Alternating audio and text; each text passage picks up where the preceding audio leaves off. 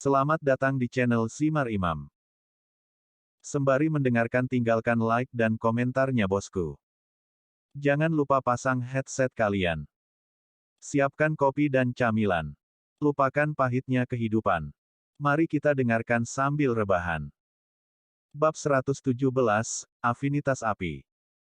Su Min heran dia bisa menyentuh dan mengendalikan nyala api, namun demikian, sejauh ini dia masih belum mampu menciptakan apinya.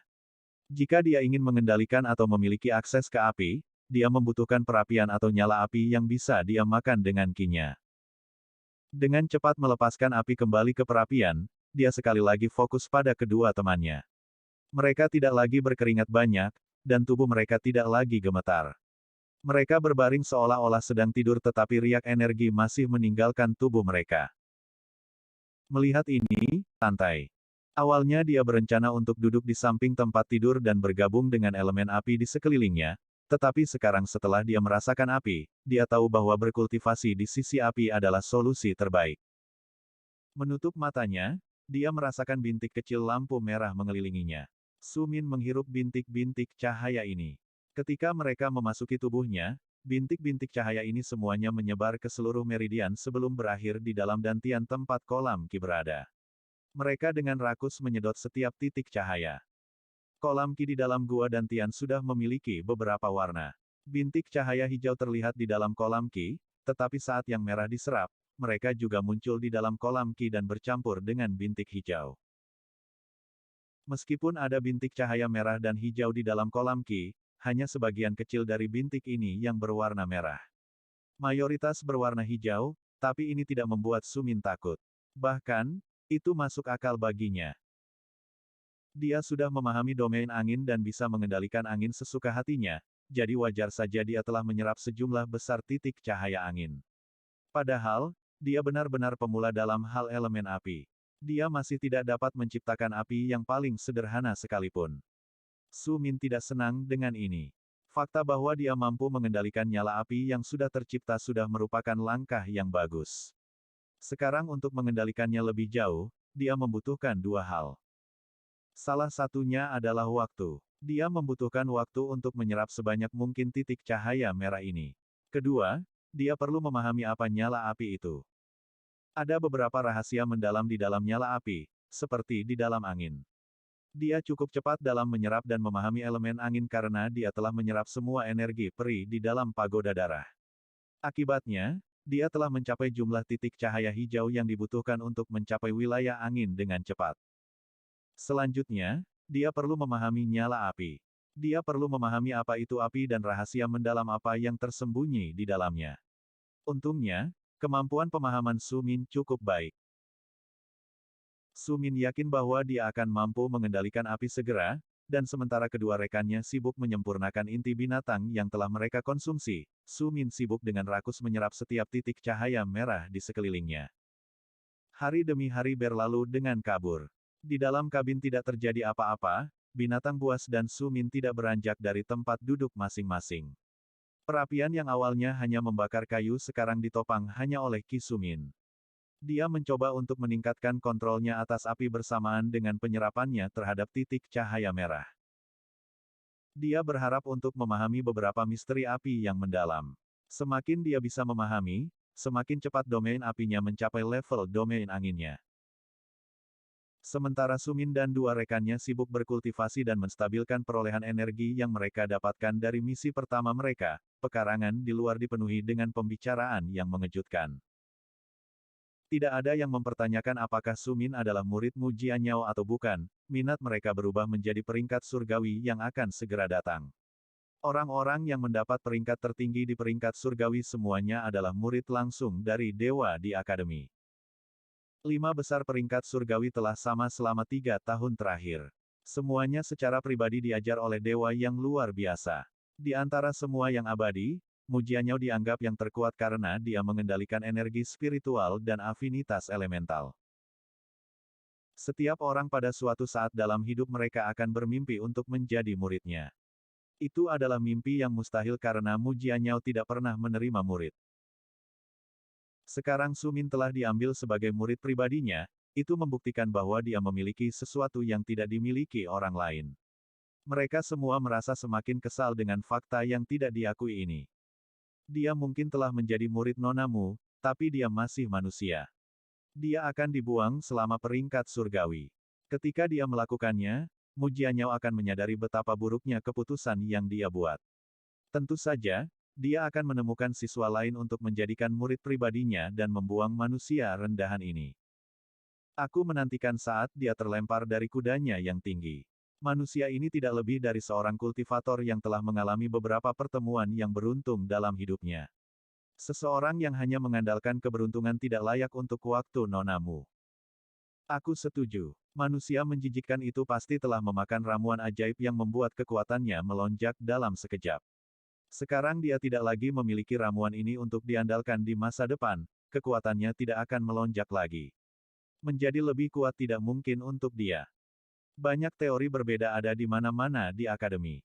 Meskipun beberapa siswa percaya pada kemampuan Sumin dan berpikir dia akan berbuat baik, sekarang dia menjadi murid Nonamu, mayoritas siswa percaya dia akan gagal total. Dia mungkin berubah menjadi kuda hitam di turnamen ini. Apakah Anda ingat kembali ketika Mu Jianyao memasuki peringkat surgawi untuk pertama kalinya? Dia mencapai 5 besar sekaligus, itu luar biasa. Sekarang dia telah mengambil seorang siswa, saya bisa jangan tidak mengharapkan sesuatu yang luar biasa darinya juga, salah satu dewa berkata kepada dewa lainnya saat mereka mendiskusikan peringkat surgawi. Peringkat surgawi sangat penting bagi akademi karena lebih dari satu alasan. Jumlah sumber daya yang akan diperoleh siswa didasarkan pada peringkat seseorang yang diterima di peringkat surgawi, belum lagi kemampuan untuk diperhatikan oleh dewa dan dengan demikian menjadi murid langsung. Itu juga penting demi hierarki di antara para siswa. Semakin tinggi peringkat seseorang, semakin dihormati seseorang. Juga, misi khusus hanya tersedia ketika seseorang telah memperoleh peringkat tertentu di peringkat surgawi. Aku akan terkejut jika dia tidak berbuat baik. Immortal lain bergabung dalam percakapan. Kita semua tahu bahwa dia adalah murid orang gila itu, dan sekarang dia menjadi murid Mu Jianyao. Wajar jika dia memiliki beberapa bakat luar biasa. Menyalin kinerja Mu Jianyao seharusnya tidak mustahil baginya. Yang Abadi memiliki keyakinan yang sama bahwa Sumin memiliki kekuatan yang tersembunyi di balik penampilannya yang tenang sehingga dia tidak sesederhana kelihatannya. Dia adalah manusia yang telah bergabung dengan jajaran peri dan elf, dia harus misterius. Minggu berlalu dengan cepat. Meski Sumin tidak hadir, gosip terus berkembang. Pada saat Sumin meninggalkan kabin, dia menemukan bahwa pandangan yang diarahkan ke arahnya telah berubah. Semua orang melihat Sumin kemanapun dia pergi, mereka akan berkelompok untuk mulai membicarakannya. Beberapa tampak sombong ketika mereka membayangkan bagaimana dia akan dikalahkan berkali-kali dalam turnamen, membuktikan bahwa dia tidak istimewa. Orang lain akan memandangnya dengan cemburu. Kecemburuan untuk materi luar biasa yang dia dapatkan sebelumnya dan menjadi murid Mu Jianyao. Sumin benar-benar mengabaikan semua orang saat dia fokus pada hal-hal yang diperintahkan Mu Jianyao kepadanya. Dia telah menghabiskan 7 hari untuk menstabilkan fondasinya dan bahkan lebih baik, dia sangat dekat untuk bisa menciptakan nyala api. Dia telah menyerap banyak percikan cahaya merah, tapi dia masih jauh dari domain api. Pelatihan minggu ini tidak hanya menguntungkan Sumin, Cao Cao dan Ye Ling juga mendapat manfaat. Ye Ling telah mencapai puncak peringkat ke-6 sementara Cao Cao telah mencapai tahap awal peringkat ke-6. Keduanya telah berubah, tidak hanya dalam tingkat kekuatan mereka tetapi juga dalam ukuran dan kecerdasan. Cao Cao yang dulu bisa mengalung di leher Sumin kini tidak bisa melakukannya. Ia bukan lagi ular kecil melainkan ular sepanjang 4 meter setebal pohon. Ukuran Ye Ling juga tumbuh tapi tidak sebanyak itu. Kedua binatang itu telah bertarung satu sama lain. Meskipun Ye Ling adalah peringkat tertinggi dari keduanya, dia tidak mampu mengalahkan Cao Cao dalam pertarungan langsung dan terlebih lagi ketika mereka menggunakan serangan pamungkas mereka. Kedua binatang itu sangat besar sehingga ketika Sumin berjalan di lapangan akademi, mereka mengambil seluruh jalan. Para elf dan peri harus menyingkir. Melihat dua binatang buas yang tangguh itu, banyak yang merasa iri. Tidak ada yang tahu persis ular jenis apa Cao Cao itu, tetapi bahkan yang abadi pun memperlakukannya dengan sopan. Jelas bahwa dia bukan binatang biasa. Sesampainya di kebun obat, Sumin melihat ada banyak siswa yang berdiri dalam antrian. Sumin merasa sedikit bingung, memutuskan untuk juga mengantri. Semua orang di sini ada di sana demi melihat Mu Jianyao. Sumin sudah sangat tidak disukai dan bergerak di depan semua orang akan dianggap sangat arogan. Antrian bergerak perlahan saat orang-orang yang mengantri menghabiskan setiap saat bersama dengan Mu Jianyao. Sambil menunggu, Sumin menutup matanya dan merasakan semua titik cahaya merah di sekelilingnya saat dia menyerapnya satu persatu. Dia tampak agak konyol ketika dia berdiri di sana, matanya terpejam dan sedikit bergoyang dari satu sisi ke sisi lain, tetapi riak energi yang meninggalkan tubuhnya membuat semua orang mengerti bahwa dia tidak sedang tidur tetapi sedang berlatih. Fakta bahwa dia bisa berlatih sambil mengantre benar-benar tidak terduga. Waktu berlalu dengan lambat, tetapi akhirnya, antrian di depan Sumin menghilang. Dia berjalan ke taman dan melihat sekeliling. Dia menemukan tuannya, Mu Jianyao berdiri berjubah, menyembunyikan seluruh sosok dan kepalanya. Satu-satunya hal yang bisa dilihat adalah tangannya yang putih mutiara dan elegan yang dengan lembut menyentuh tanaman. Mendengar pintu terbuka, dia berbalik hanya untuk melihat bukan pelanggan melainkan muridnya. Di bawah jubah, senyum masam bisa terlihat di wajahnya. Namun, itu ditutupi oleh jubah yang tidak akan pernah diketahui oleh siapapun. Membutuhkan waktu cukup lama, katanya dengan suara dinginnya. Sumin membungkuk dalam-dalam, murid Anda meminta maaf, tetapi saya tidak tahu apakah saya harus melewatkan antrian atau tidak. Saya sudah agak tidak disukai, menunjukkan kesombongan seperti itu akan membuat saya tampak semakin tidak disukai, katanya jujur. Kata-katanya hanya menyebabkan Mu Jianyao mendengus. Bab 118, Gabung. Kamu adalah muridku. Sebagai muridku, kamu bisa datang dan pergi sesukamu. Jangan buang waktuku atau waktumu dalam antrian lagi. Meskipun Mu Jianyao tegas dan terdengar kesal, dia tidak menghukumnya secara fisik karena telah membuang-buang waktunya hanya ditegur secara lisan. Dia kemudian selesai berurusan dengan satu siswa yang datang setelah Sumin. Duduk dan bermeditasi, kata Mu Jianyao pada Sumin. Dia segera duduk dan mulai merasakan api di sekitarnya dan dengan rakus menyerap energinya. Mu Jianyao berdiri di konter dan memberikan jamu kepada siswa yang muncul. Sepertinya dia mengabaikan Sumin, tetapi pemuda itu tidak putus asa. Dia terus menyerap energi di bagian belakang ruangan. Setiap siswa yang masuk ke ruangan menatap pemuda yang duduk di sudut. Beberapa dari mereka memiliki kecemburuan di mata mereka ketika mereka melihat manusia ini diizinkan masuk ke ruang pribadi Nona Mu. Yang lain memiliki rasa ingin tahu di mata mereka karena mereka tidak bisa tidak bertanya-tanya seberapa kuat pemuda ini. Segera berubah menjadi malam, Sumin tidak melakukan apa-apa selain berkultivasi sepanjang hari. Sumin tidak keberatan, berkultivasi adalah apa yang perlu dia lakukan untuk meningkatkan kekuatan dan fokusnya. Meskipun hal-hal ekstra seperti energi spiritual dan elemental affinity adalah hal-hal yang dia hargai, dia tetaplah seorang manusia. Dia tahu bahwa ki-nya adalah apa yang harus dia fokuskan. Semakin banyak ki yang dia miliki, semakin tinggi pangkatnya dan semakin kuat jadinya dia. Dia harus menjadi sangat kuat. Pemimpin keluarga Zong adalah prajurit bintang 7 pada saat Sumin pergi. Sekarang dia kemungkinan besar adalah seorang prajurit bintang 8 atau bahkan mungkin seorang immortal. Sumin harus menjadi dewa untuk mengalahkannya dan untuk itu dia membutuhkan kekuatan. Dia membutuhkan ki di dalam tubuhnya untuk menjadi semakin kaya. Demikianlah ia berkultivasi siang dan malam. Mu Jianyao membuatnya berkultivasi untuk melihat kesabarannya. Saat siang berganti menjadi malam, dia tidak menyadari sedikit pun ketidaksabaran dalam diri muridnya ini. Kurangnya ketidaksabaran ini, dia perhatikan tidak ada ketidaksabaran atau tidak ada pembangkangan, dia agak senang. Kamu bisa berhenti sekarang, katanya sambil menutup pintu, tidak mengizinkan ahli lagi masuk dan membeli jamu. Energi spiritual adalah kekuatan yang membutuhkan imajinasi. Namun, pertama-tama, tunjukkan senjata yang kamu miliki, senjata energi spiritual yang ditakdirkan bersamamu, perintahnya. Sumin bahkan tidak membuang waktu sedikit pun. Dia langsung memanggil busur roh yang telah dia pelajari dari elf di dalam pagoda darah. Busur. Mu Jianyao agak terkejut saat melihat ini. Kebanyakan elf memiliki pedang, beberapa memiliki tombak, dan beberapa memiliki pedang. Sangat jarang menemukan seseorang yang memiliki busur. Merenung sebentar, Mu Jianyao memandang Su Min. Dia sedang mempertimbangkan apa yang harus dia ajarkan padanya selanjutnya. Energi spiritual dapat digunakan sebagai kekuatan tak terlihat.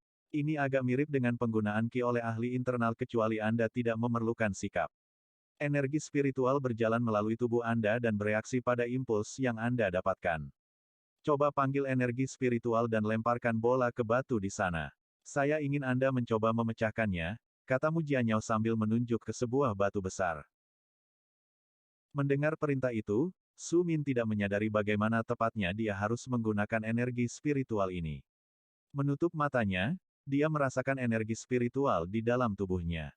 Menemukan energi ini, dia mengarahkannya melalui meridiannya dan merasakan bagaimana energi itu meninggalkan telapak tangannya sebagai konsistensi seperti gas. Saat gas ini meninggalkan tangannya, ia berkumpul di telapak tangannya. Semakin banyak gas yang tersisa, semakin jelas gas ini berubah menjadi bola api di tangannya.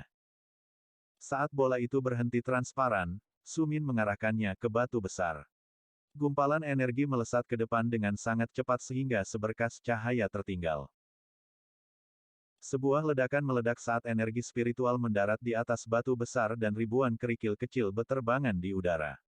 Beberapa dari mereka menyerempet pipi Su Min. Aliran kecil darah mulai menetes di tempat kerikil menyerempet kulitnya. Su Min terkejut ketika dia melihat apa yang sebelumnya adalah batu besar tapi sekarang hanyalah puing-puing. Itu berkali-kali lebih kuat dari yang dia harapkan. Energi spiritual juga dapat digunakan untuk membela Anda. Anda dapat menggunakan energi tersebut untuk membentuk perisai di lengan Anda atau untuk membuat pelindung tak terlihat di sekitar tubuh Anda. Meskipun energi spiritual mampu menciptakan pertahanan, itu terutama untuk penyerangan, membuat pertahanan cukup lemah. Ini juga berarti bahwa pelindung tubuh bukanlah yang terkuat, cukup mudah untuk ditembus. Pelindung tubuh seharusnya hanya digunakan untuk melawan serangan kecil. Jika kamu mencoba menggunakannya untuk sesuatu yang lebih besar, kamu akan menderita. Perisai lebih baik digunakan untuk pertahanan yang kuat. Perisai ini tidak terlalu kuat, tetapi mampu memperlambat kecepatan serangan, melindungi Anda dengan baik terhadap sebagian besar serangan. Bagaimanapun gerakan membunuh dan menyelesaikan serangan, itu saja, tidak bisa berhenti. Su Min, mendengarkan kata-kata itu, menganggukkan kepalanya dengan sungguh-sungguh. Satu-satunya pelajaran yang dia hadiri memang berfokus pada pertahanan elf, sekarang dia memiliki pemahaman yang baik tentang ini. Meskipun tidak mudah untuk melindungi diri sendiri dalam hal energi spiritual, peri jauh lebih beruntung. Bergantung pada elemennya, beberapa peri tidak mungkin terluka terutama peri api, tanah, dan air. Mereka hebat dalam pertahanan. Katakan padaku, elemen apa yang kamu miliki? Mu Jianyao akhirnya bertanya sambil menatap pemuda di depannya. Menggaruk rambutnya sedikit malu, Su Min menjawab dengan serius, aku telah mencapai tingkat domain dari elemen angin, tapi aku juga mengendalikan api. Namun kendaliku atas api jauh lebih halus. Oh, api dan angin, begitu. Berpikir sebentar Mu Jianyao terdiam. Dia mengetukkan jarinya ke dagunya, jelas sedang berpikir keras. Api adalah yang terkuat dari semua elemen karena bagus untuk bertahan dan menyerang. Meskipun tidak bisa dibandingkan dengan angin ketika melakukan serangan, itu hampir pada tingkat yang sama dengan sifatnya yang eksplosif dan keras. Meskipun hebat dalam serangan seperti ini, ia juga hebat dalam bertahan. Jika kamu menutupi seluruh tubuhmu tubuh dalam baju besi api, akan sangat sulit bagi serangan untuk benar-benar menyentuhmu karena api akan menguapkan energi apapun yang datang langsung ke arahmu. Sementara serangan elemental tampaknya jauh lebih kuat daripada energi spiritual, peri memiliki waktu yang lebih sulit untuk bereproduksi daripada elf. Akibatnya, peri yang ada lebih sedikit daripada elf. Bahkan itu, peri adalah yang paling berbakat, tetapi mereka juga minoritas dari semua ras. Setelah peri ada setan, tapi aku harus, jujur, dan mengatakan bahwa aku tidak tahu apakah setan selamat atau tidak, pemusnahan yang dilakukan manusia bertahun-tahun yang lalu. Setan juga merupakan minoritas, tetapi jumlah mereka lebih banyak daripada peri. Kemudian kita memiliki elf. Meskipun mereka paling tidak berbakat dibandingkan dengan peri dan iblis, elf memiliki keuntungan karena memiliki waktu yang lebih mudah bereproduksi, membuat mereka lebih banyak. Saya yakin Anda telah memperhatikan ini ketika Anda melihat siswa di sini di akademi. Ada cukup banyak elf, tetapi tidak banyak peri. Lalu, tentu saja, ada manusia. Bakat mereka adalah yang terendah di antara semua ras, tapi mereka berkembang biak dan bereproduksi seperti kelinci. Ada manusia di mana-mana. Mereka terus meningkat di area ini. Akhirnya, tidak akan ada cukup ruang, dan mereka akan dipaksa untuk menyeberangi lautan. Kekuatan dan kemampuan untuk bereproduksi mungkin tidak tampak seolah-olah terhubung, tetapi memang demikian. Itu adalah sesuatu yang telah dipastikan oleh alam demi menyeimbangkan ras yang sangat kuat. Dan kemudian ada yang paling langka dari semua ras. Campuran dari ras yang berbeda yang mampu mengendalikan kedua energi. Sejauh ini hanya satu yang telah lahir, dan yang satu itu adalah aku. Meskipun kamu mampu menggunakan elemental affinity dan energi spiritual, Anda dapat melakukannya karena beberapa alasan tidak ortodoks yang saya tidak mengerti. Yang luar biasa adalah bahwa meskipun Anda adalah manusia, Anda dapat menggunakan ki, energi spiritual, dan afinitas elemen. Sungguh luar biasa. Mu Jianyao memang kagum dengan kemampuan Su Min mengendalikan lebih dari satu jenis energi. Dia selalu diam-diam berharap seseorang seperti dia dilahirkan. Karena itu, dia terlalu senang bertemu dengan Su Min. Bahkan jika dia menggunakan cara yang tidak ortodoks untuk dapat menggunakan energi ini, dia tidak peduli sama sekali. Ranking surgawi akan segera dimulai. Karena ini akan segera dimulai, Anda harus melawan banyak ahli dari akademi ini. Saya akan melakukan yang terbaik untuk membantu Anda di turnamen ini. Untuk melakukannya, saya akan mengajari Anda sebuah rahasia pamungkas, sebuah rahasia yang hanya diketahui oleh ayahku. Ketika Anda mengontrol energi spiritual dan afinitas unsur, adalah mungkin untuk menggabungkan keduanya. Meskipun mereka, sendirian, memiliki kelemahan, ketika Anda menggabungkannya, mereka menjadi berkali-kali lebih kuat dari sebelumnya. Anda akan dapat menghadapinya ahli sejati dari akademi ini. Mendengar ini jantung Su Min mulai berdegup kencang. Inilah yang dia butuhkan. Dia perlu menjadi lebih kuat, dia perlu mendapatkan kekuatan yang memungkinkan dia untuk melawan mereka yang lebih kuat darinya. Jauh di dalam tubuh Su Min ada api kebencian dan dendam yang membara. Ketika dia mendengar bahwa Mu Jianyao dapat membantunya menjadi lebih kuat, dia tahu bahwa ini adalah sesuatu yang akan membantunya membalas dendam yang telah dia cari sejak lama. Mu Jianyao adalah seorang immortal. Melihat perubahan di wajah Su Min yang disebabkan oleh gelombang niat membunuh di matanya mengejutkan Mu Jianyao. Dia adalah seorang immortal, bukan orang suci. Dia telah membunuh banyak orang di dunia luar. Dia tahu bagaimana rasanya menyimpan dendam. Namun, ini bukan lagi dendam belaka. Melihat Su Min, dia bisa merasakan bahwa apapun yang dia sembunyikan di dalam hatinya, itu terlalu kuat untuk dia pahami. Saya akan dapat menggunakan peringkat surgawi ini untuk mengasah keterampilan saya. Akan ada ahli dari peringkat ke-7, dan saya dapat menguji bagaimana kemampuan saya dibandingkan dengan ahli lainnya. Jika saya bisa berurusan dengan para ahli akademi ini yang berada di peringkat ke-7, maka saya akan segera berurusan dengan pemimpin keluarga Zong, pikir Su Min pada dirinya sendiri. Setelah turnamen ini, saya akan melakukan periode pelatihan tertutup untuk mencapai bintang ke-7. Saya akan langsung menuju pagoda darah. Kemudian saya harus bisa berurusan dengan pemimpin keluarga Zong. Saya bisa melakukan ini, Su Min bergumam pada dirinya sendiri. Meski suaranya sangat pelan, Mu Jianyao mendengar setiap kata dari muridnya. Mendengar ini membuatnya kesal, sepertinya muridnya ini memiliki sedikit rahasia yang tersembunyi jauh di dalam dirinya yang biasanya tersenyum. Bersambung. Nantikan bab selanjutnya bosku. Selamat datang di channel Simar Imam.